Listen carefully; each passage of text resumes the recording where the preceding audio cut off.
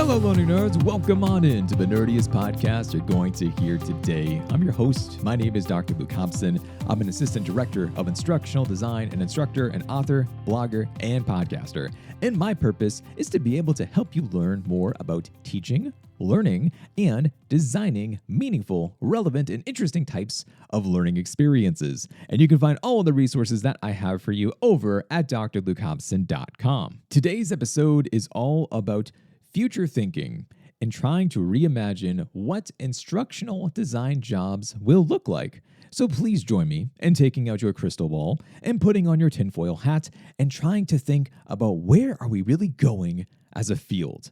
And what inspired today's episode was that during a recent webinar, I was asked about what instructional designers are going to be called in the future.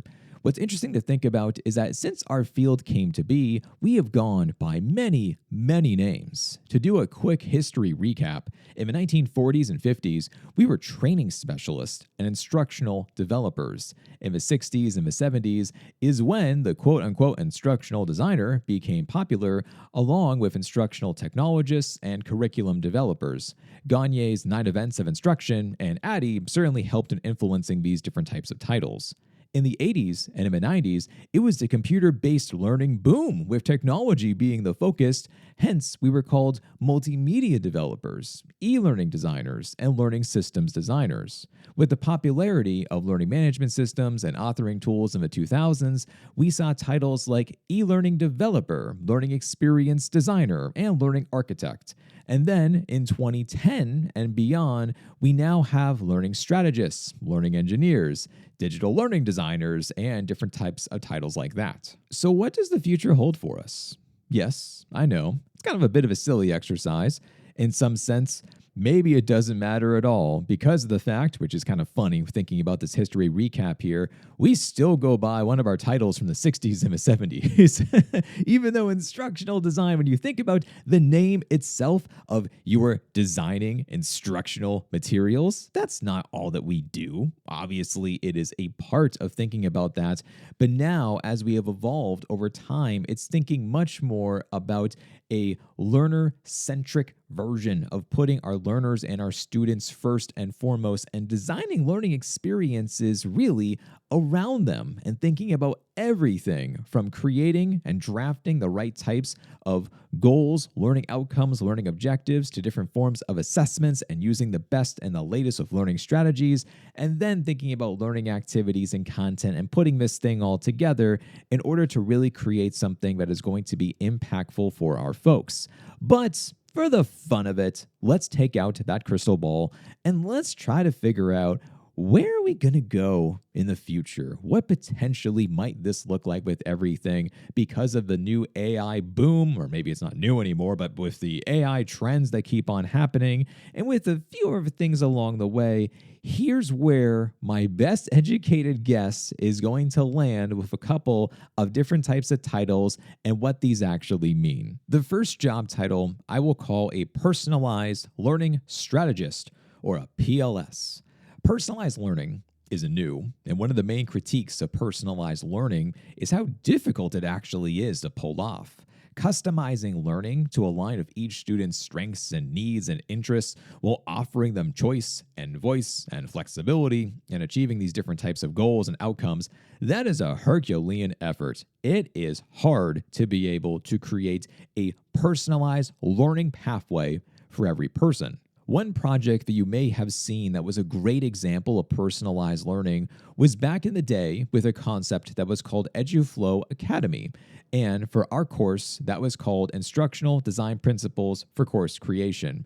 This was a course that was spearheaded by William Cranier and Tara Vanderloop, and they were a part of this, and we had many of us actually, now I think about it, but they were the two who comes to mind, but with myself, Heidi Kirby, and we had a whole team to be able to try to teach folks and create this MOOC within EduFlow and teaching them about essentially the principles and the basics of instructional design.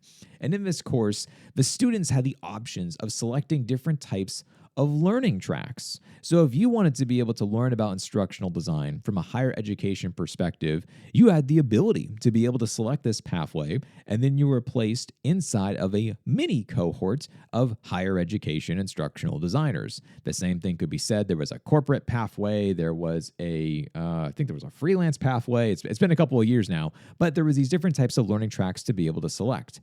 And the content would even adapt depending upon what learning path that you chose. You could do this, of course, with every sector, and it was obviously amazing to be able to see about the different types of interactions that people had inside of here of essentially meeting other like-minded folks, not just about instructional design from the entire cohort, but then narrowing it down to a smaller cohort of folks who could then have more intimate types of discussions around higher education and instructional design and other different types of pathways. However, there was one massive problem with this approach in that it took so much time. It's almost as if we need some kind of advanced technology to help us with pulling off this feat again, and oh wait, there's that whole AI movement thing. I think that could actually get the job done. With the right blend of human and AI power, I think we could really take personalized learning concepts and truly kick it up several notches.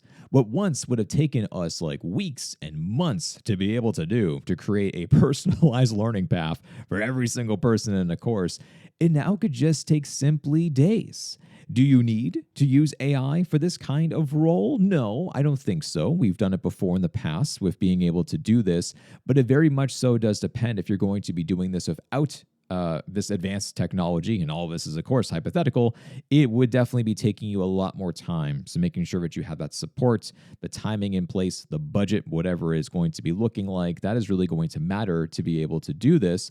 But as we keep on thinking about the future and thinking about how are we going to be supporting more people to the best of our abilities, I could see this being a very interesting type of a new role that is going to form. I could also see this too actually being very niche. So if you are saying like working at a type of an organization that has a very small cohort of folks, or you are working at a company that wants to be able to hire someone to build out these private types of training sessions for people and to create, once again, much more individualized learning experiences, I think this might actually be a job in the future. The next title that comes to mind, I am calling Learning Experience Engineer, or LXE for short.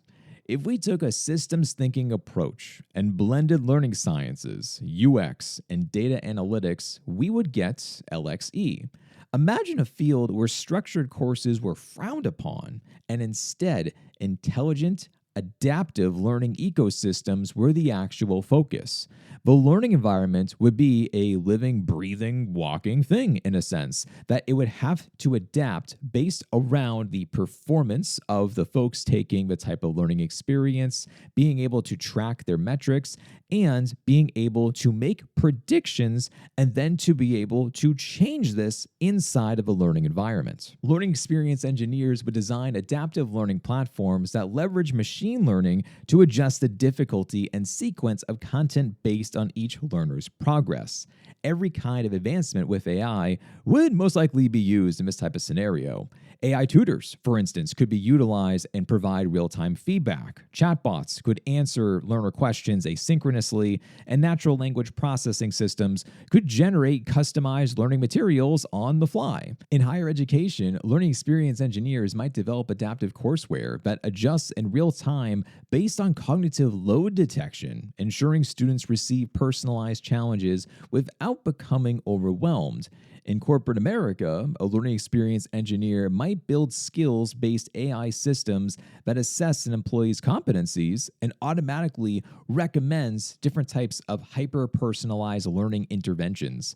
Could you imagine a world where we had enough time, by the way, to be able to do all of these things and then to also do something like with A/B testing and using predictive analytics? This role will be fully capturing the learning nerd vibes of using data and reasoning in order to be able to create a learning experience that would really meet the needs of the audience and the organization at the same time. Another defining characteristic of this kind of role would be the integration of UX research and human-centered design. Think of taking the learning experience and making sure that interfaces are intuitive, interactions are seamless, and organic engagement remains high.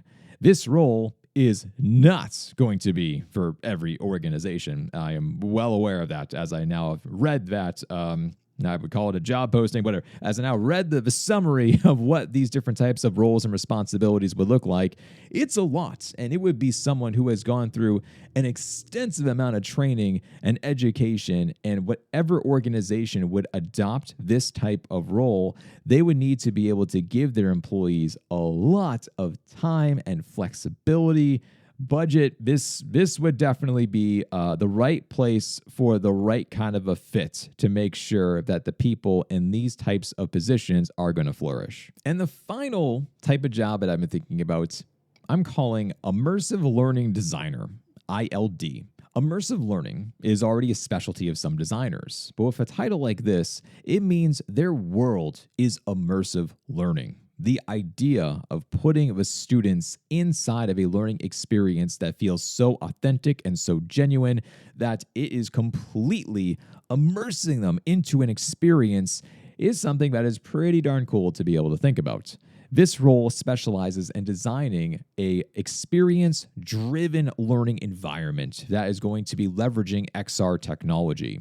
For this kind of designer, static modules, they don't exist. They're not real. It's all about trying to be able to think about a sensory-rich experience that connects the real world and the context of what is involved inside of the actual learning process. The best example I can think of for right now, right here in 2025, that someone is currently doing with extended reality and seeing results, I actually was seeing this from, and I think I mentioned this on the podcast episode a couple of months back, of listening to one football podcast episode, and I caught the tail end of it where they mentioned about how if this VR training works, then all NFL quarterbacks need to go through the same training.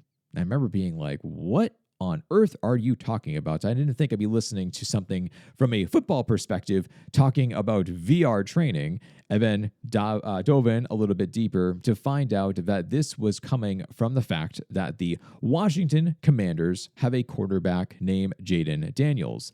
Jayden Daniels is a longtime proponent of using virtual reality to train, and he did so all throughout college. A requirement for whatever team was going to draft him in the NFL was that they were going to allow him to be able to keep on using this VR technology to prepare for games.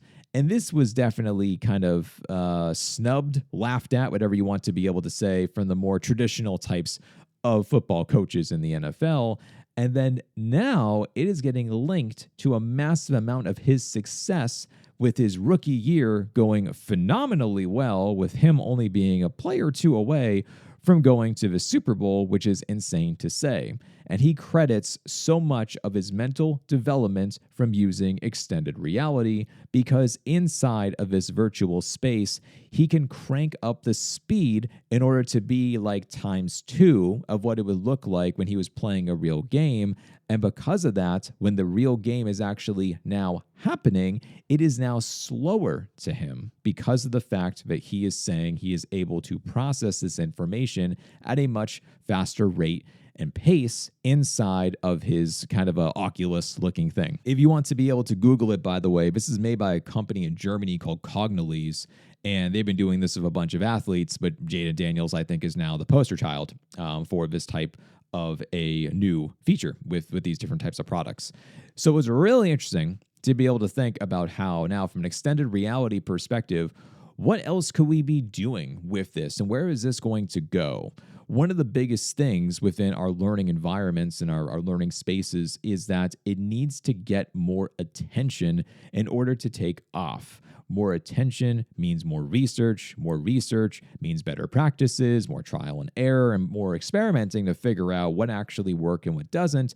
And therefore, that's how we eventually get our types of, well, here's what works, here's what doesn't, and you can now try it for yourself. So I have hope, actually, that this field very well may grow and become a specialty area for us inside of learning design. And knowing how to build this right kind of learning experience in a virtual space, like that's not only a talent, it's a skill. It takes time to be able to do.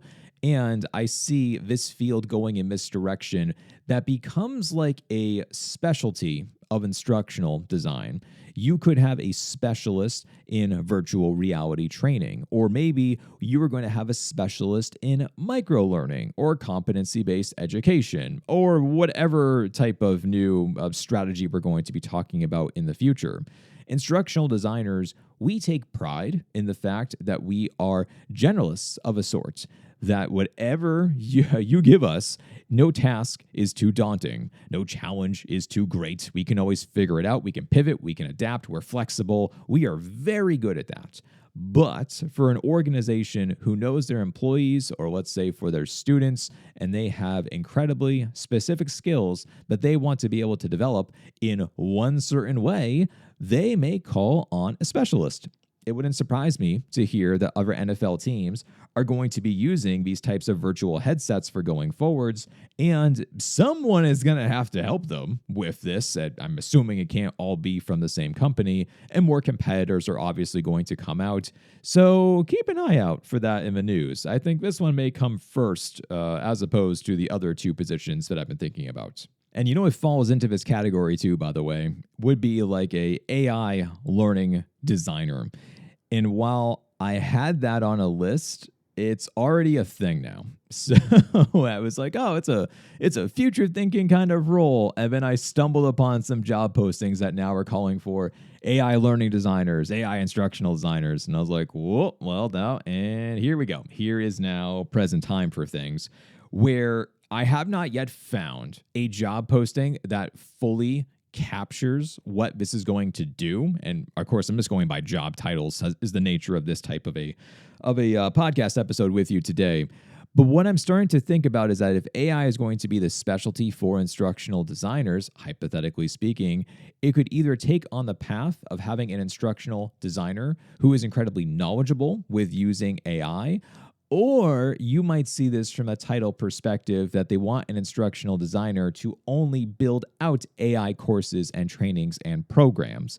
We've seen this before time and time again too, of incredibly specific areas that, of course, they always want like this magical unicorn of an instructional designer. The biggest field I can think of who always posts about these kind of jobs is within healthcare. So I've seen a lot of, we want a nursing instructional designer. And you read the job posting and they basically want like a former nurse who now becomes an instructional designer. And it's like, well, maybe, yeah, I'm sure those people do exist, but how many of those people are you actually going to get to apply to a job? Like 1, 2? So it's a little bit trickier from that type of perspective, but these specialist ID roles do exist throughout various sectors. And I am now starting to see this from the AI perspective. So what was once a future thinking idea a couple of months ago now is present day. So we'll see. We'll see where our field is heading. But those are a couple of different positions that I think we might be seeing more of in the future. And that, my friends, is all I have for you today. If you enjoyed this show, be sure to give it a 5-star rating wherever you are listening. I am not picky and I always read your reviews. And thank you so much for all of those who are the fabulous people who have already left reviews for this show. Other than that, folks, that is all that I have for you today. Stay nerdy out there, and I'll talk to you next time.